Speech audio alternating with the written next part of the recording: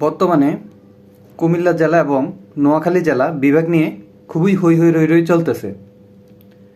এখন আমার কথা হচ্ছে নোয়াখালী জেলার মানুষের উদ্দেশ্যে, ভাই তোরা জেলা চাস, তোরা বিভাগ চাস, সেটা ঠিক আছে, বিভাগ চাইতে পারো, তোরা বাংলাদেশের জনগণ, তোমরা বিবেক চাইতে পারো, কিন্তু সেটা কুমিল্লায় যখন বিভাগ দিবে তখন কেন?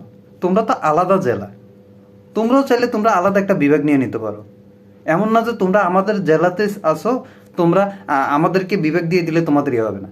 আমরা কুমিল্লা এক জেলা, আমরা আমাদের মতো করে বিভাগ চাইতেছি, তোমরা তোমাদের মতো করে বিভাগ চাও।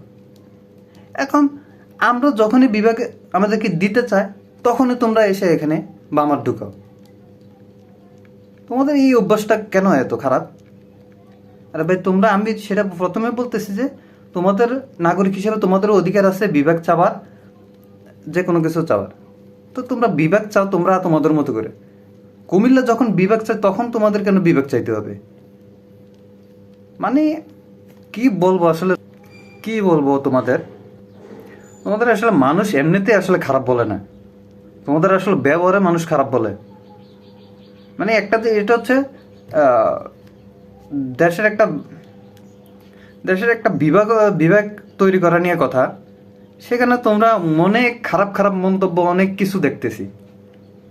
আর কুমিল্লার মানুষ, তোমরা যেভাবে কুমিল্লাকে বিভাগ দেওয়ার সময় হইলে তোমরা হই হই রই রই করো, কুমিল্লার মানুষ কয়দিন তোমাদের পর পরে এরকম বিভাগ নেওয়ার জন্য হই হই রই রই করছে।